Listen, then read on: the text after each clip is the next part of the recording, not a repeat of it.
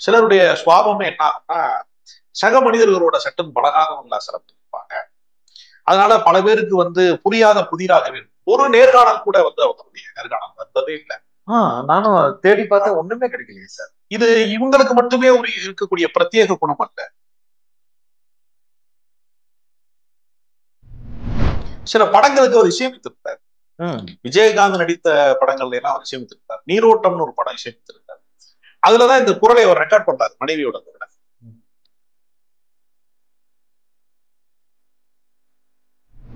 இப்ப ரொம்ப மோசம். இப்ப வர்ற மீடியாக்கள்ன்ற பேர்ல இறுதி சடங்கு வரைக்கும் க்ளோஸ் அப்ல காட்டுறது. எஸ்பிபி இறந்த போது அந்த குடிக்குள் விழுந்த மண்ணை க்ளோஸ் அப் எடுத்தான். அது அவ்வளவு தூரத்துக்கு போக வேண்டுமா, அத்துமீற வேண்டுமா? ஒருவருடைய அந்தரங்கத்துக்குள்ள நீங்க எவ்வளவு தூரம் எண்ணி பார்க்கணும்? உங்களுக்குன்னு ஒரு லிமிட் இருக்கு இல்லையா?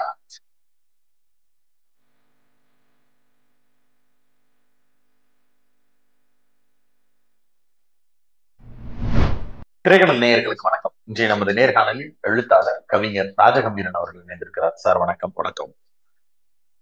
உமா ரமணன் அவர்களுடைய மரணம் நேற்று உயிரிழந்திருக்கிறார். அதையொட்டி சினிமா துறையினர் பலரும் தங்களுடைய வருத்தங்களை சமூக ஊடகங்கள்ல பதிவு செய்யறாங்க.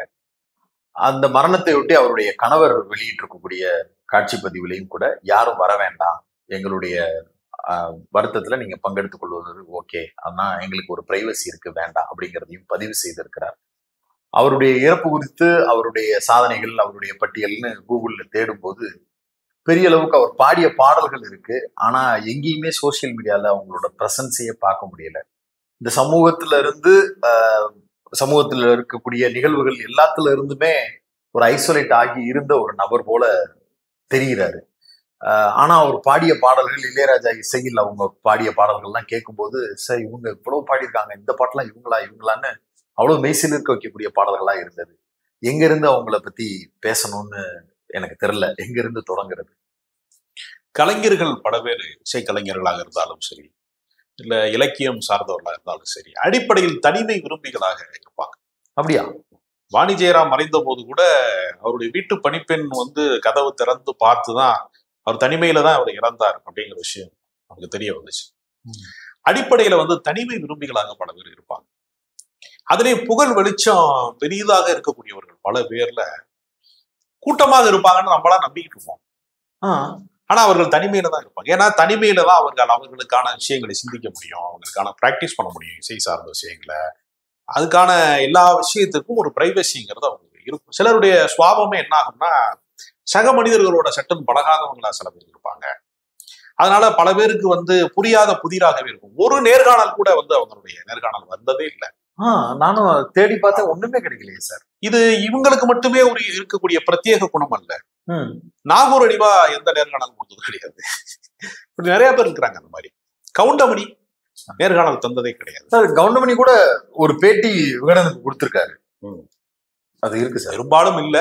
நீங்க சொல்வது விதிவிலக்கான விஷயங்கள் ஏதாவது ஒண்ணு ரெண்டு இருக்கலாம், பின்னாளில் இருக்கலாம். அவரு புகழினுடைய உச்சியில இருக்கும் போதெல்லாம் அவரு பெரிதாக யாரோடைய உரையாடுவது கிடையாது. இப்படி ஒவ்வொரு மனிதர்களுக்கும் வேறு வேறு சுவாபங்கள் இருக்கிறது. இவங்க ஒரு விமான பணிப்பெண்ணாக ஆக வேண்டும்னு படிச்சுட்டு ஆசைப்பட்டு கொண்டிருந்த போது அவங்களுக்கு சின்ன வயசுல இருந்தே பாடல் மேல பெரிய ஈர்ப்பு. அப்ப ரமணன் அவர்கள் தனியா இசைக்குழு ஒண்ணு நடத்திட்டு இருக்கிறாரு. மியூசியானான்னு சொல்லக்கூடிய ஒரு இசைக்குழு நடத்துறாரு.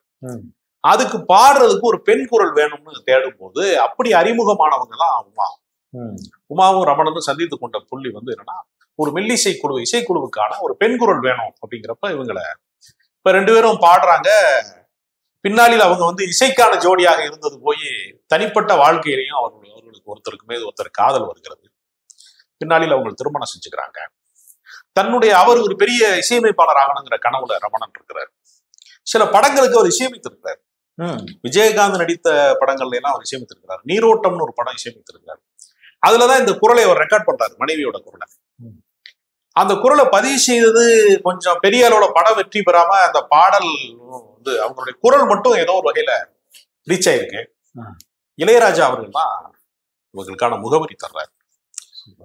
நிழல்கள் படத்துல பூங்கதவே தாழ்த்திரவாய் அப்படிங்கிற ஒரு பாடல் மூலமாக இவங்களுடைய குரல் பிரபலமாகுது. நிறைய அற்புதமான பாடல்கள் இவங்க பாடியிருக்காங்க. ஆனா எண்ணிக்கைப்படி பாத்தீங்கன்னா ஆயிரக்கணக்கான பாடல்கள் பாடியவராக இவர் இல்லை. நூற்றுக்கணக்கில் தான் பாடியிருக்காங்க, மிக குறைந்த எண்ணிக்கை தான் பாடியிருக்காங்க. ஆனா தேர்ந்த பாடல்களா மட்டுமே அவங்க பாடியிருக்காங்க.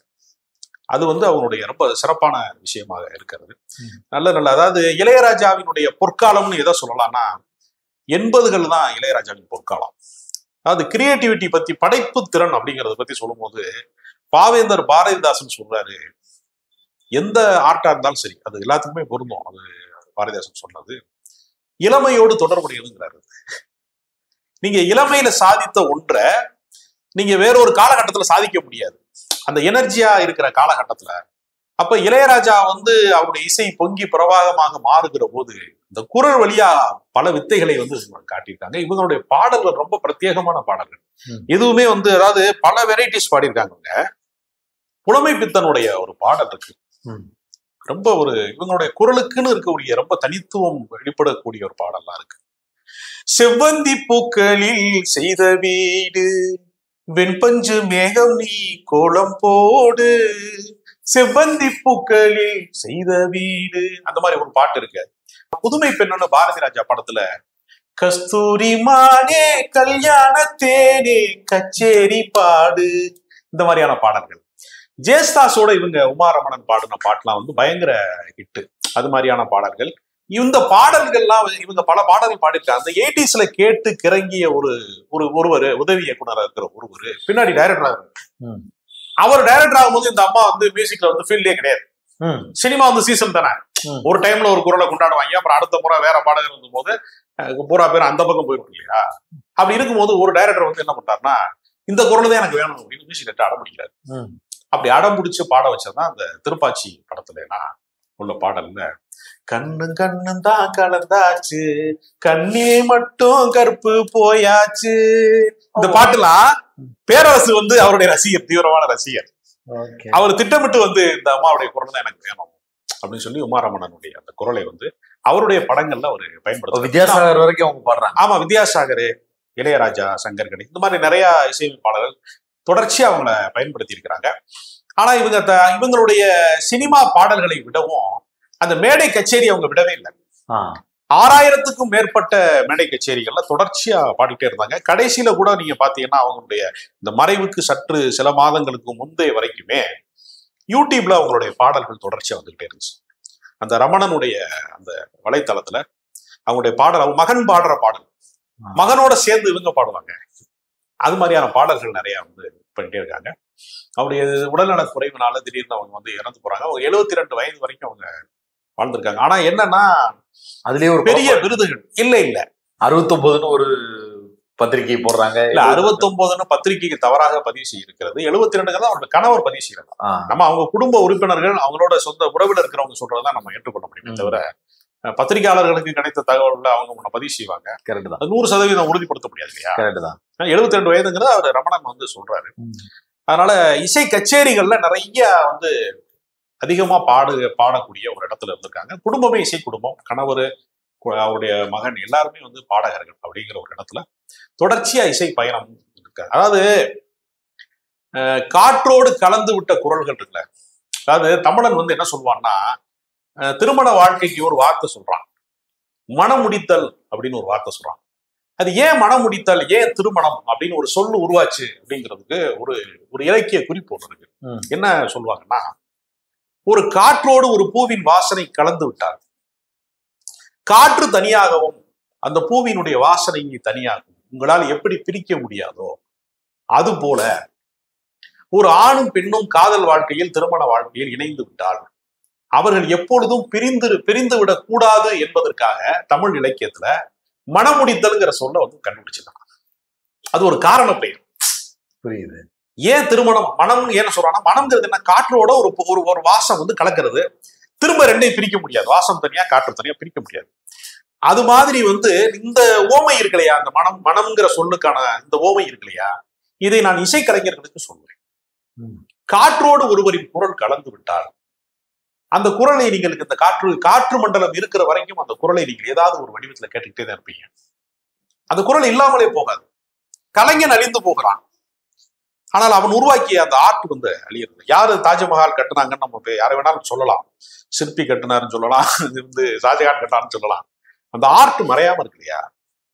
ஆனா சம்பந்தப்பட்டவர்கள் இல்லாம போயிடுறாங்க. இந்த உலகத்தினுடைய மாபெரும் அதிசயங்கள்ல ஒண்ணு என்னன்னா, கலைஞர்கள் மறைந்த பின்னும் அந்த அவங்க உருவாக்கி வைத்துட்டு போன படைப்புகள், அந்த படைப்பு அழியாம இருக்கு இல்லையா? இந்த அதிசயம் அவங்களுடைய குரலை நான் திரும்ப திரும்ப இன்னைக்கு எல்லா பண்பலையில, வானொலியில இருந்து எல்லா இடத்துலயுமே நீங்க பாத்தீங்கன்னா உமாரமணியின் குரல் கேட்டுக்கிட்டே இருக்கு எல்லா இடத்துலயும். இந்த ரசிகர்கள் செலுத்துகிற அஞ்சலிங்கிறது நீங்க நேரடியா எங்க வீட்டுக்கு மீடியாக்காரங்க பூரா தொல்லை பண்ணிடாதீங்க அப்படிங்கிறத மறைமுகமா எங்க பிரைவசியை கெடுத்துடாதீங்க. அதுவும் இப்ப ரொம்ப மோசம். இப்போ வர்ற மீடியாக்கள்ன்ற பேர்ல இறுதி சடங்கு வரைக்கும் க்ளோஸ் அப்ல காட்டுறது. எஸ்பிபி இறந்த போது அந்த குழிக்குள் விழுந்த மண்ணை க்ளோஸ் அப்ல எடுத்துட்டான். அது அவ்வளவு தூரத்துக்கு போக வேண்டுமா? அத்துமீற வேண்டுமா? ஒருவருடைய அந்தரங்கத்துக்குள்ள நீங்க எவ்வளவு தூரம் எட்டி பார்க்கணும்னு உங்களுக்குன்னு ஒரு லிமிட் இருக்கு இல்லையா? அது பல பேர் என்ன நினைக்கிறாங்கன்னா எல்லாவற்றையும் பதிவு செய்வது அப்படிங்கிறது ஒரு வரம்பு மீறலா சில இடங்கள்ல மாறி விட்டுகிறது. அதனால அவங்க தவிர்த்து இருக்கிறாங்க.